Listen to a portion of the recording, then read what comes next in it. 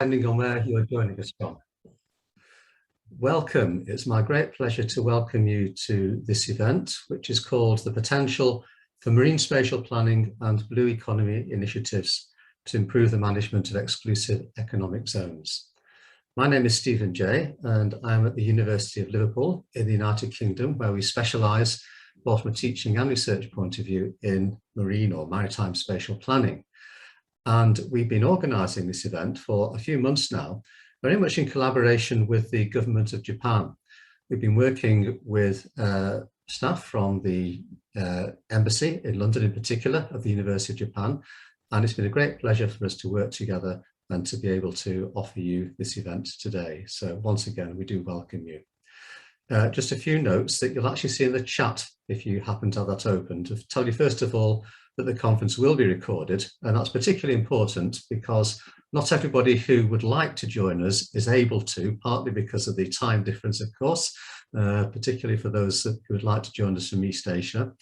So we will be making the recording available to people after the event. There's also some instructions there about how you can join in, particularly through the Q&A sessions. If you have a question that you would like to ask one of the panelists, then we invite you to put that in the question and answer tab. And we will not be able necessarily to work through all the questions during the event, but we will try to get back to people afterwards with any questions that haven't been answered. Well, first of all, I hope you have the programme in front of you. We have distributed this, so you should have that available to you. It's got a tight programme, so we're going to try and keep to time so that we can hear from everybody and also allow people to ask their questions as we go along. But what I would like to do, without further ado, is to welcome Mr. Imada Katsuhiko, who is from the Ministry of Foreign Affairs of Japan and is the Director of the Law of the Sea Division in the International Legal Affairs Bureau. And I'd like to invite Mr. Imada to speak to us now to offer us a welcome on behalf of the Government of Japan.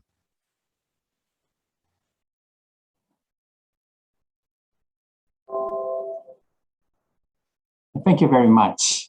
My name is Imada Katsuhiko, Director of the Law of the Sea Division, International Legal Affairs Bureau, Ministry of Foreign Affairs of Japan. It is my great pleasure to welcome you to this webinar on marine spatial planning and blue economy initiatives in Europe and East Asia, kindly hosted by the University of Liverpool. The discussions on marine spatial planning and blue economy initiatives are most related to the Exclusive Economic Zone, or EEZ. EEZ is a relatively new scheme stipulated under the United Nations Convention on the Law of the Sea, or UNCLOS, often referred to as a constitution of the oceans. Due to the delicate balance of rights and obligations between coastal states and other states, we have faced sensitive issues related to EEZ as practitioner of the convention. Today, coastal states with sovereign rights and jurisdiction gain benefit through such activities as fishery and natural resources development from their EEZ. To maximize the benefit gained in accordance with international law, I believe coastal states are required to effectively manage their EEZ. When it comes to the effective management of EEZ, one of the essential keywords may be sustainability.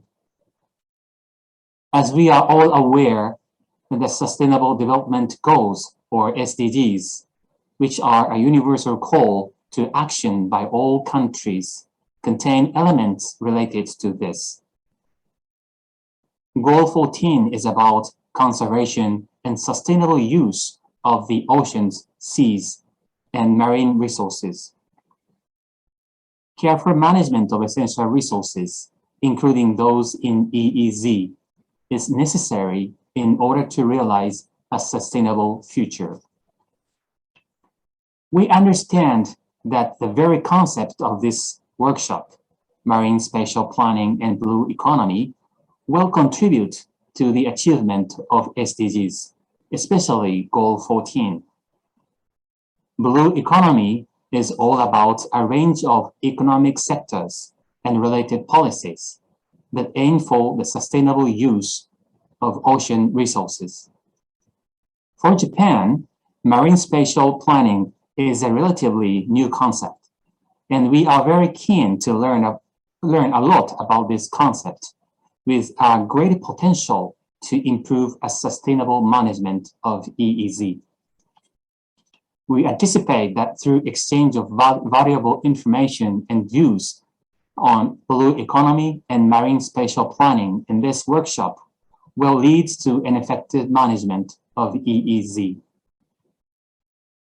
In closing, I would like to extend my sincere appreciation to the University of Liverpool, especially to Dr. Stephen Jay and Dr. Karen Morrissey for organizing this webinar, even in this difficult time.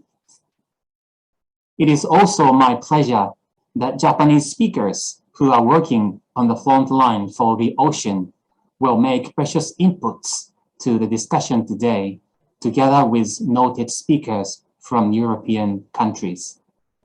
I hope that this workshop will be beneficial for all the speakers and participants from around the world. Thank you very much for your attention.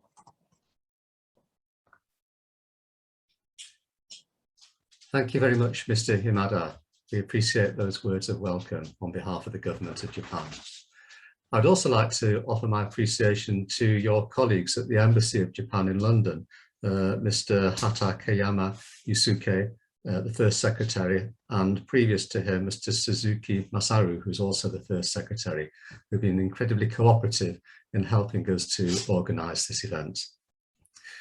Mr. Yamada mentioned there Professor Karen Morrissey, who used to be at the University of Liverpool, it's true, but has now moved on and is at the Technical University of Denmark.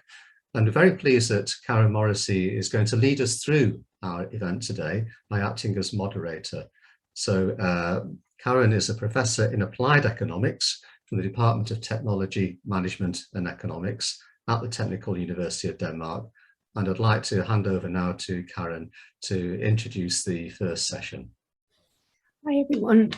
I'd like to thank Stephen and Oscar for organizing this event, and of course for Mr. Amada for speaking so elegantly and introducing MSP in Japan. He noted that it is quite new in South Asia or in East Asia and in Japan, but least not we forget that the Japanese have had a long and established history in maritime affairs. So as MSP is an adaptive process, I'm sure we have lots to learn here in Europe from Japanese colleagues. So without further ado, I am going to introduce what I truly believe is quite an esteemed program of events.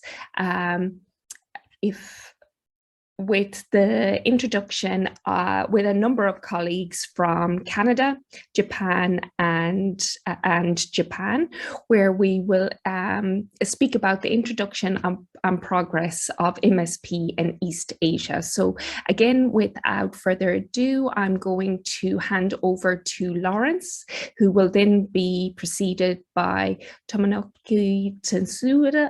And I'm really apologize about my pronunciation, and Kazumi Wakita.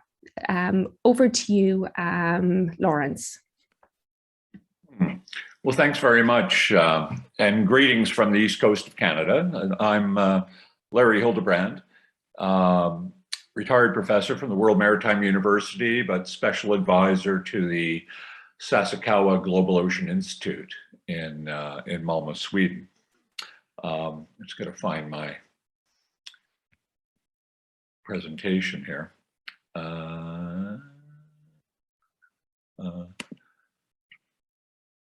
Oops.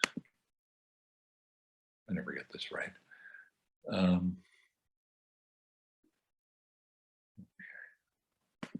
Sorry about this.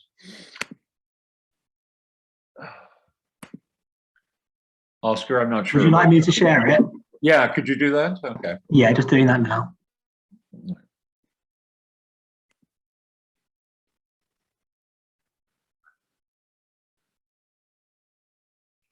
There we are. Thank you.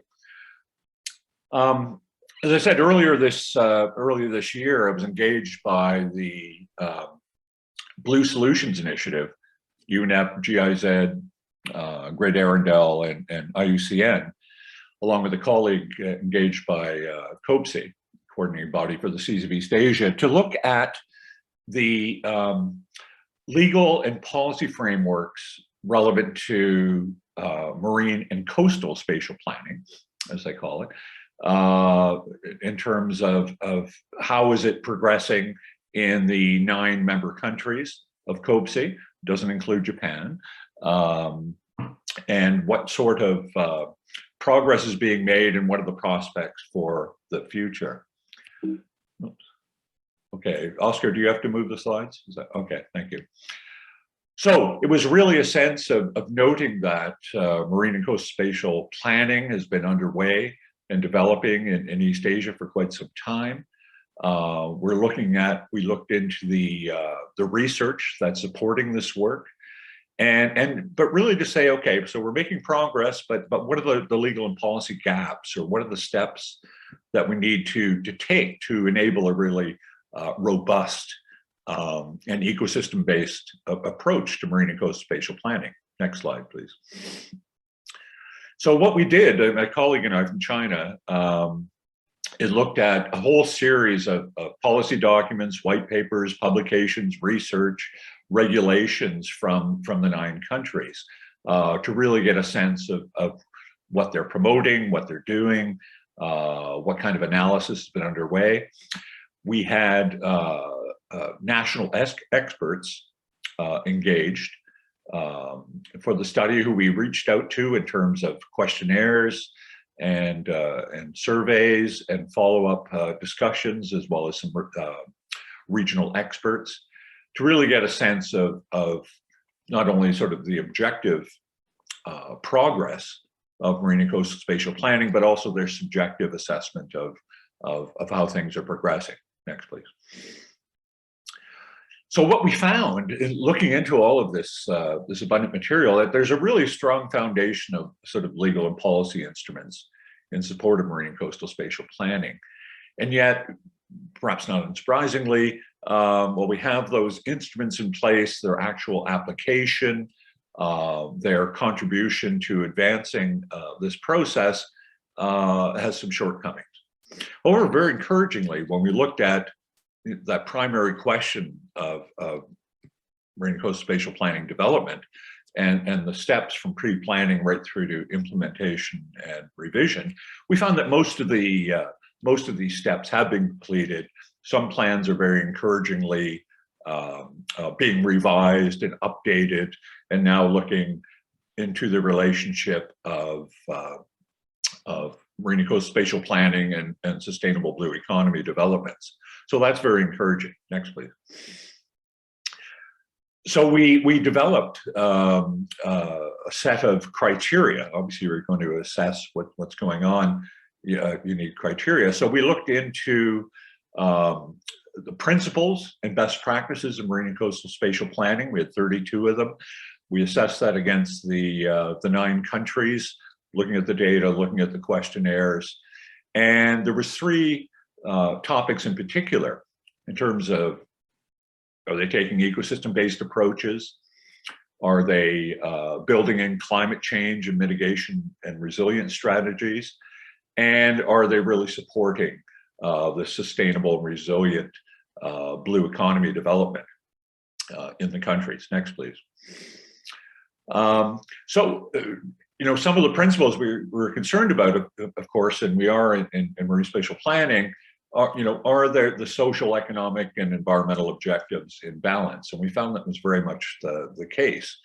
And indeed, there was a great emphasis on the protection and restoration of marine and coastal ecosystems and the application of marine protected instruments, MPAs and others. So we're taking great encouragement by that focus on these basic principles. Next, please.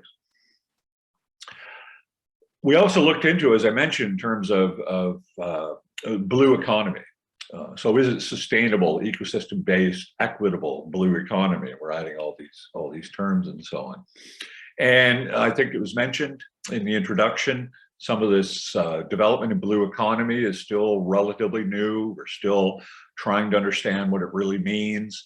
We're looking into how it's being applied in particular country context, as well as in the region overall. But we're seeing progress. Next, please. We looked into, and there's a lot of great guidance coming out in terms of literature, in terms of UNEP, this new blue economy transition framework that they have, a number of principles being ecosystem-based, integrated, adaptive, and so on, that if we really adhere to these principles and move forward, we can have this objective of sustainable blue economy. Next, please. Here as well, I'm not going to go into a lot of detail. I think by recording this, you can come back to this after. What would a blue economy strategy, what we need to focus on? And you can see the principles in terms of, I think really importantly, noting that the healthy, resilient, productive marine coastal ecosystems are absolutely imperative to the foundation of developing any sort of blue economy strategy. And you can see some of the other principles of resilience and best available science and technology and ocean literacy that are all essential to moving forward. Next, please. So, next, please. So what did we come up with in terms of what we heard through our analysis, through the discussion with the folks in the countries? Capacity development is always essential. Marine and coastal spatial planning, sustainable blue economies, perhaps not fully understood or appreciated throughout the region and in the countries. So that's going to be an ongoing one. 10 years ago, Charles Ealer and I did a Train the Trainer course in marine spatial planning in Phuket, which I think was very useful, and it led to development of national training courses and documents in the countries. I think it's time that we could build on that. Next, please. You know, fundamental to whether we talk about coastal zone management or marine spatial planning or sustainable blue economies, I mean, I've been doing this for 40 years. Vertical and horizontal integration with the government. I worked in the Canadian government for 35 years, and while we recognize that, oh yes, of course, integration is essential, it really remains stubbornly difficult to overcome. So if we really want to make a difference to overcome these challenges, we're going to have to really find ways to strengthen this, with all of the different parties working together in an integrated fashion. Next, please. There was a great interest in terms of, okay, the coordinated body on the seas of East Asia trying to operate as a region, countries developing their own national approaches, but how do we work together? I think what we found is the will and the intent to work cooperatively through COBSI, through PEMSI, through other regional initiatives is there. But there are, how to put it, geopolitical issues, competition issues, and so on, which challenge this. So while we need to be working in this fashion, we also need to understand, you know, what are the things in the background at the foundation that are really going to create some challenges. Next, please. There's also an awful lot of change going on, as we're well aware, whether it's climate change, whether it's population growth, whether it's urbanization and movement to the coast and so on. I didn't get a sense from our analysis that that folks and countries are really appreciating the impact. I think that that all of these trends are going to be. There's going to be like 2 billion more people on the planet in the next 30 years. We're losing, you know, coral reefs and mangroves and so on. How are those affecting what we need to do? So we really need a good, honest assessment of how that's going. Next, please. in order to do that, I mean, we can talk about, oh, you know, coral reefs are dying and so on, and we're not integrating and so on. But I think there are enough success stories and positive developments that as we share those, as we're doing in this workshop very happily, that we can inspire overcoming some of the challenges and making progress that we need to. So keeping that focus on best practices and positive developments is going to be really important to us. Next, please. I'll finish here in terms of what we did. We did a strength SWOT analysis, strength, weaknesses, opportunities, and threats. And you can see them here and perhaps for future reference. But I guess I'd say that I'd highlight we've got the legal instruments, there's work to be done. Integration remains essential for us. But things like stakeholder engagement and the transboundary planning remain challenges. So if you look at the opportunities and that are there, we have that strong foundation. I guess the main message is that the countries of East Asia have been working together, continue to work together very collaboratively, and I think together can really move marine and coastal spatial planning and sustainable blue economy developments forward into the future. So I'll finish it there. Thank you. That's absolutely wonderful. And thank you so much, Larry, for sticking to time, because as Stephen has noted, it's a tight agenda. So without further ado, again, I am going to introduce you to our second Japanese speaker, Tomohiko Tsunoda. Sorry, I lived in China for over a year and I find Chinese names okay, and I have been told by other Asian colleagues not to assume that I can make the same transition, so apologies for butchering your name. Tomohiko. Hiku. Over to you now. So, can you hear me? Absolutely. Okay. And I'm Tomohiko Tsunoda of Ocean Policy Research Institute, OPRI, of Sasakawa Peace Foundation in Japan. First, I would like to express appreciation to organizers to give me this great opportunity to talk about the progress of integrated ocean management in Japan. I would like to do an introductory presentation on the marine spatial planning in Japan. First, I would like to introduce our institute. Since 2000, OPRI has worked as Japan's only think tank devoted to ocean policy. We conduct projects in various fields on oceans, like the figure right. And this slide shows the international trend on ocean policy, focusing on the international law. The international ocean law has advanced greatly through the discussion of the UNCLOS. In addition to the EEZ and the continental shelf, UNCLOS also provides provisions for environmental protections. And on the other hand, with regard to the International Action Plan, the Earth Summit held in Rio in 1992 has a major point which led to the SDG in 2015. In addition, the UN Framework Convention on Climate Change and the Convention on Biological Diversity approved at the Earth Summit are important when considering the marine environment.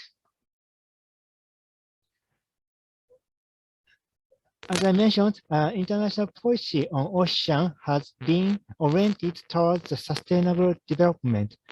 As seen at the Earth Summit and subsequent summit, OPRI's major contribution to the enactment of Japan's Basic Act on Ocean Policy in 2007 helped bring about the country's alignment with the worldwide trend towards sustainable use of ocean. In Basic Act, the importance of harmonization of the development and conservation of ocean is emphasized in Article 2. And to explain Japanese law system very briefly, it consists of Basic Act and individual laws.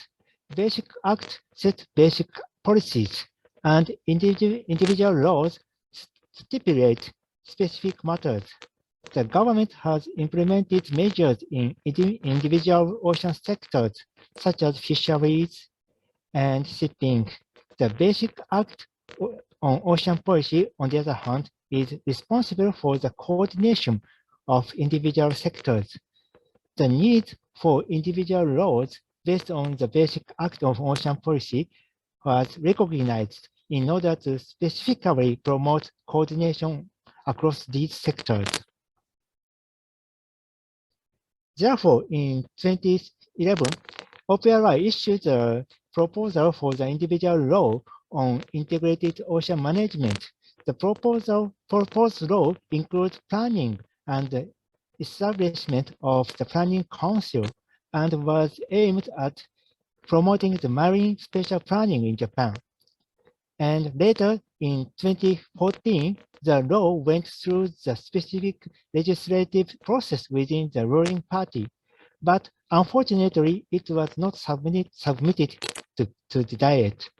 At the time, one of the challenges was that there was not a high level of concrete needs for the use and conservation of the ocean beyond the existing framework.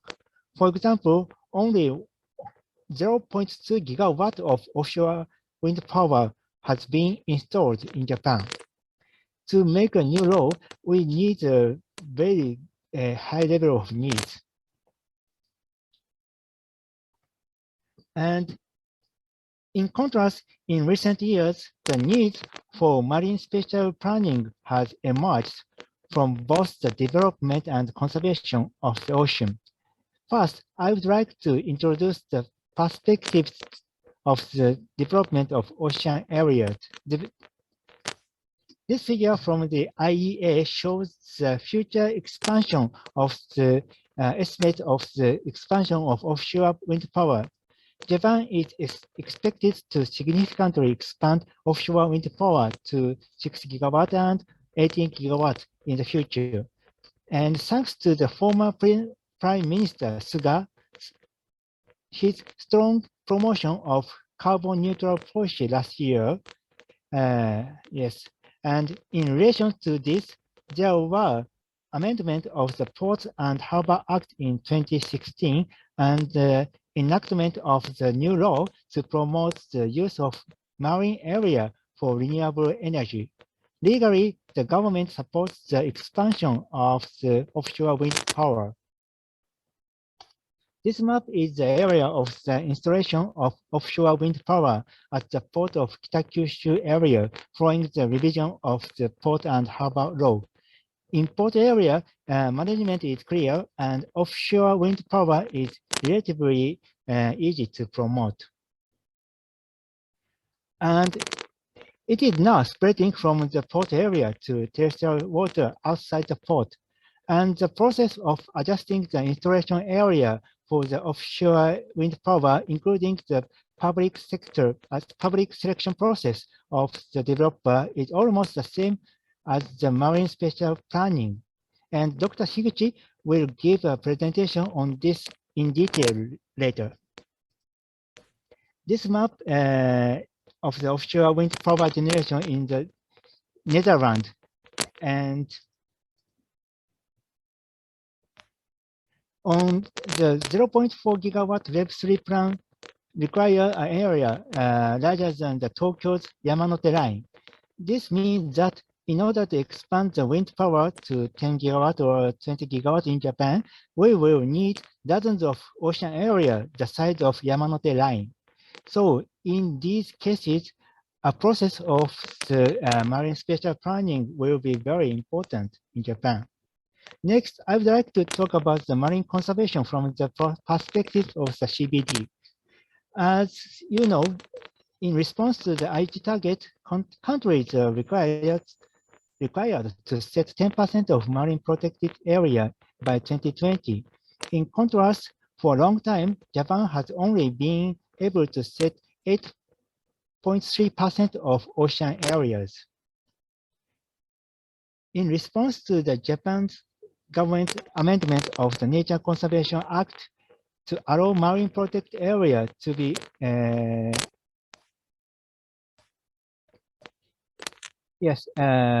response to the Japan government's amendment of the Nature Conservation Act to allow marine protected area to be established in the offshore seabed area, and MPA has been set at 30.3% since January of this year.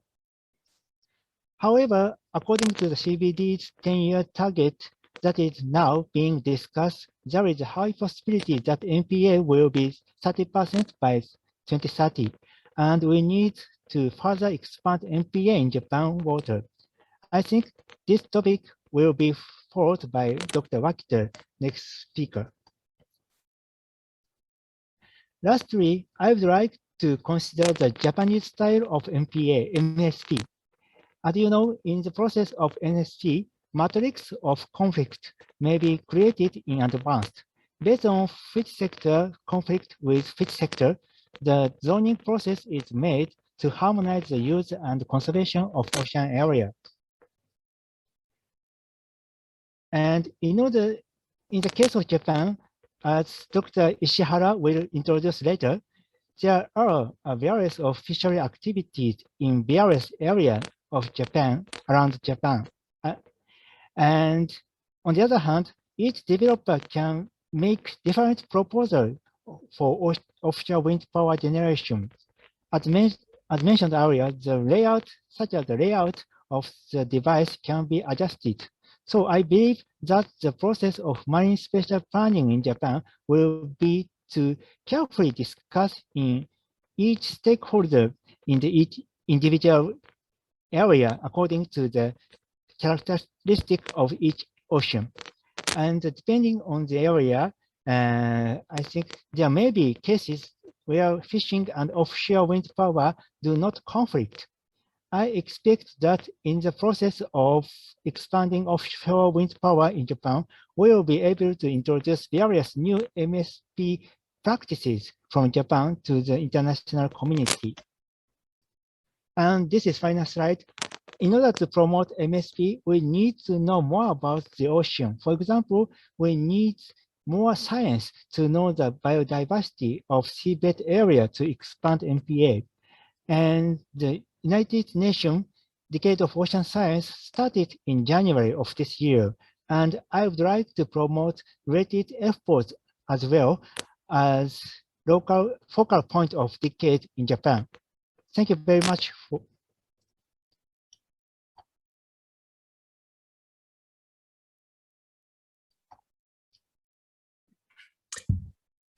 Thank you so much for that overview. And I am going to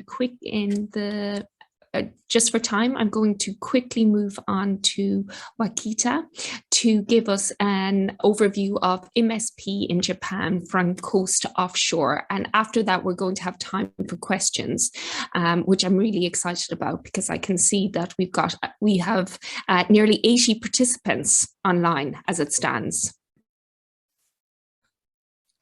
So thank you very much, Professor Karin Morrissey, and thank you so much for inviting me to this opportunity, especially to Professor Stefan J. and also Oscar.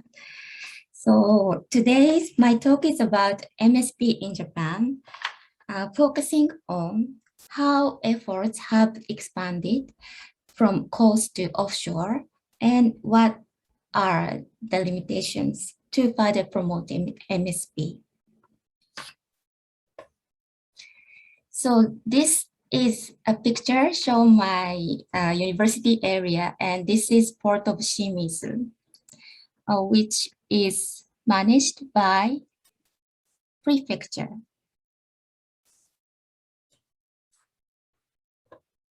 So this figure shows image of spatial responsibilities for management of the sea in Japan. Majority of port areas are managed by prefecture, and fishing port areas are managed by cities. And authority to these public goods are assigned clearly. However, other sea spaces called general sea, authority to manage is not clearly assigned. Only some local governments set ordinance to issue permits. So there is a need to assign authority to manage general sea space, and MSP could be a trigger, but not mandated in Japan. At this point, let me share with you possible learning from guideline for integrated coastal management plan in Japan, decided by the national government in 2000. So if you are familiar with integrated coastal management, you can understand that ICM and MSP are similar. They are both public processes which aim at conservation of marine ecosystem and conflict resolution. The guideline encouraged the local governments to develop ICM plans with showing structure of ICM council, which involves various stakeholders, and images of coastal zones and plans. However, the guideline was poor in implementation. Why? I analyzed the reasons, and findings would be useful for future policy development to promote MSP. For the analysis, policy implementation framework by Masmani and Sabatier was applied. And according to them, there are 6 conditions to meet for effective implementation. And the analysis of the guideline found that only 2 met the condition. And due to the time constraints, let me talk about detail of this condition 3. Condition 3 is about structuring implementation processes, which include 3 important points, namely assigning implementation responsibility, assigning implementation authority, and financial resources. Regarding the point 2, the guideline did not provide pure clearance points. That is, no integration to issue permit. And regarding 3, financial resources was not supported by the national government to local government who are going to develop ICM plans. And regarding the point 1, let's see more in detail. The guideline stipulated that ICM plans should follow ecosystem-based management. And in line with this principle, 48 areas were set. And since ecosystem does not respect administrative boundaries, of course, some ICM plans cover several prefectures like this. And these are very good in theory, but in reality, implementation was difficult. As is pointed out, starting from single local government or within the administrative boundaries of a coastal municipality is advisable. So assigning responsibility to single local government with fewer clearance points with financial support is advisable to promote MSP in the future. More details are in this paper, so please check it if you are interested. Although MSP is not mandated in Japan, there has been progresses, one of which is the Act on the Utilization of Maritime Resources for Renewable Energy. Through the Act, advanced areas have been designated to promote offshore wind energy, and Minister of MLIT is clearly set as the one to issue permit. So even local government who have their own ordinances should now follow the guideline of the Act. And the good news is that the guidelines are extended to general sea area where big offshore wind energy will be installed in the near future. And this is a big one step forward to clarify assignment of the authority for management of general sea space, which would lead to MSP. In line with the progress of the sea use, conservation of marine ecosystem has also been extended from coast to offshore. These green colors shows fishing rights along almost all coastlines of Japan. And these areas are marine protected areas, for they are managed by fishermen, for example, by introducing no-take zone and other measures. In addition to those areas, the marine protected areas have been extended to offshore, as Dr. Tsunoda mentioned. The Ministry of Environment designated EBSA a newly designated nature conservation area for offshore seabed. Through this designation, the MPS of Japan reached over 30%, which means meeting target of CBD. But as you know, and as Dr. Tsunoda mentioned, now the movement is 30% by 2030. So more MPS would be necessary. Considering these movements, holistic MSP covering both marine biodiversity conservation and sustainable use are expected. And in developing policies to promote MSP, the limitations clarified by the analysis of the guidelines of ICM should be addressed by a good institutional design to ensure implementation. Towards the fourth basic plan on ocean policy, there is a need to discuss how to assign authority to better manage general sea space and EEZ under these circumstances. For example, Japanese Association for Coastal Zone Studies proposed that cities and their alliances should manage sea area up to 5 nautical miles. And another example is that in the United States, state manages up to 3 nautical miles, whereas federal manages from 3 nautical miles and further. With reference to this, who manages which sea space should be discussed so that holistic conservation of marine ecosystem and sustainable use of oceans will be achieved. Thank you for your kind attention. Thank you for wrapping up so concisely, Kazumi.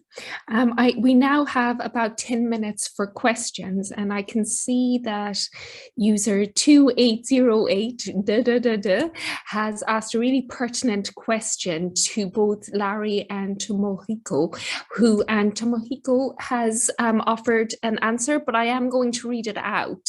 Maybe Larry and would like to offer his opinion.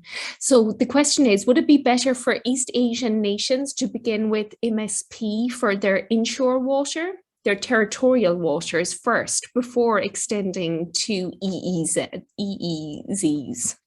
And Kazumi, you may also, of course, have some strong opinions on this. Larry here. Thanks for the question. I guess I'm struck by being engaged by UNEP, where they're consciously describing as marine and coastal spatial planning. So there are two things there. One is making sure that we're linking with the land-based activities and what's going on in coastal management with whatever we do in the marine areas. And in terms of the offshore, I think we really need that sort of holistic spatial extent from the land, the coastal zone, the near shore, and the offshore. Because as we know, that all of those activities interact, the ecosystems interact, and so on. So I think we need this sort of geographically expansive approach to marine and coastal spatial planning. Mm-hmm. Great. I'm just going to move on to the next question because this is quite open and I'd like each of the three speakers maybe to think a little bit about this. Do you think that we will see MSP implemented? So I assume that's a hard implementation, not just discussing it in nice arenas in the next 5 to 10 years in Japan and more widely throughout East Asia? Yes, I drive answer in Japan. Yes, please. I'm not sure if we can make new law on MSP or not in 5 years or 10 years, but I believe that based on the new law on the use of the sea area for renewable energy, substantial MSP process will be advanced in Japan in about 5 years. Thank you very much. That's wonderful to hear. Larry, based on your experience, do you think that's achievable? Absolutely, and I think our research showed that the countries in the region are well on their way. Mm-hmm. There's some challenges to be faced. They need to sustain, attention and effort to moving towards implementation. But I think overall, I don't think it's going to take 5 to 10 years. I think we're in very good stead right now. Mm-hmm. Just need to sustain the effort to keep developing the process. Things like broader stakeholder engagement and links to the coastal zone are going to be essential. But no, I'm quite encouraged. Yeah, great. Now I'm going to take liberties with the fact that I am the actual conveyor of questions, and I'm going to ask Kazumi in the same vein, and this is what I'm particularly interested in. You were the speaker that spoke about different sectors. You had a sector specific. What do you think, where is there going to be resistance, opportunities in that 5 to 10 year frame in terms of the sectors, because it is important. The marine isn't just one being, it is very fragmented. And that's something that we've struggled with quite a bit. Okay, thank you, Karin. And I think that one of the most strong sector is fisheries in Japan. Yes, and there are actually both good and bad. So, for example, there are some offshore wind power already installed, and there is a case that good example that the fishery cooperatives are very cooperative to the installation. And they are very supportive so that it will become win-win situation. But somehow it doesn't go well. So it really depends on the process. And also, this is my personal view, but I think it's really, sometimes it really depends on the person, people who are really in the center of the local area.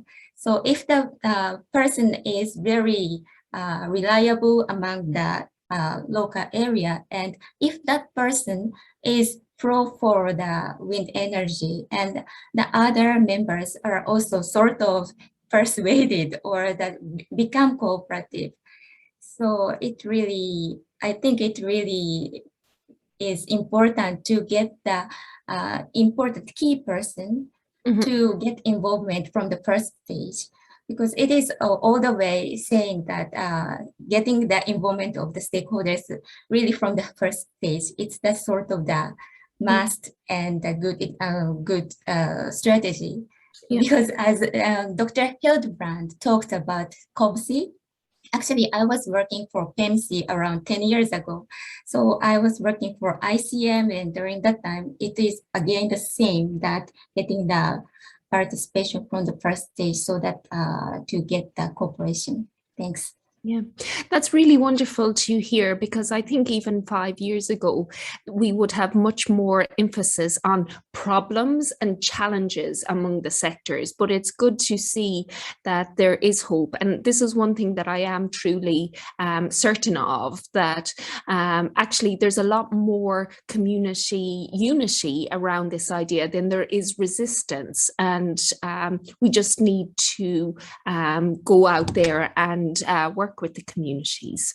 So I'm going to look at the Q&A and see if there's anything else. From Dimitri, what is the state and status of the availability of transboundary geospatial data for effective planning in East Asia? This is quite a technical question, but as a data scientist, it's very much at my heart, because let's be one of the things I'm also keen on, we work with communities, but it has to be evidence-based. So I know Dimitri, you've asked specifically about geospatial data, but I'm going to ask the floor about data in general. Where do you think the opportunities and again the maybe the challenges are?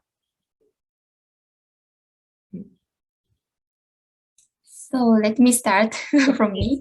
So I think of course, the international society like UNDP and also UNEP, because around Japan, we have actually Westpac, Western Pacific Action Plan, and also we are a member of PEMC. So those kinds of sort of the organization could provide the basic, the common data. Mm-hmm. And also, there are a lot of monitoring, like IODE and those kinds of the global level of the monitoring are also in place. So those data can be actually utilized, I think, for the marine spatial planning, especially for considering about the EEZ. So yeah. Thank you. Great. Yes, and as Dr. Wakita-san talked, and I talked about the decade of marine ocean science, and we still need more monitoring, yes. And regarding the GIS system, in Japan, Coastal Guard developed the UMISHIRU system. It is a very integrated web GIS system, and it is very useful. And regarding the international activities, I think maybe you know the Google is making the global fishing watch system. It is very sophisticated WebGIS system, and they are planning to use this platform to the MPA system, and maybe these system of the private sector was very effective to improve our MSP process. Thank you very much. Thank you. Sorry, the questions here are not coming up in order of being asked chronologically. And I just saw an amazing question here from Xinghu Li, and it's, will MSP be a policy tool that can actually achieve the goal of protecting 30% of the sea areas before 2030 in Japan and other East Asian countries? So here the question is about effectiveness. And we are heading towards a break now. We have we are limited in time. So I would like to offer the question more broadly throughout the session about what people think the effectiveness of MSP, not just in Japan and South Asia, but as we go in, but throughout, because of course these frank conversations are incredibly important. So I'm going to hand over to Stephen, and I believe he's going to quickly bring us into a break. Thank you, Karen, and thank you also to the panelists. It's a shame that we can't spend longer talking because there's some great questions coming forward, and I'm sure that Kazumi, Larry and Tomohiko could all offer some really interesting and valuable insights on all of those questions. What we are going to do, we will invite the panelists to give responses after the event, obviously in written form. So we'll be able to circulate perhaps a little report, something like that, with the responses of the panelists to the various questions. So please don't be disappointed if your question hasn't been fully addressed, or if you're a panelist that you feel you've got more to say, you will still have opportunity to contribute after the event. So thank you all very much indeed for this first session, which has got us off to a flying start. We're going to have a break now because we know that when we're on these events in Zoom, it can be a little bit exhausting if we just carry on relentlessly.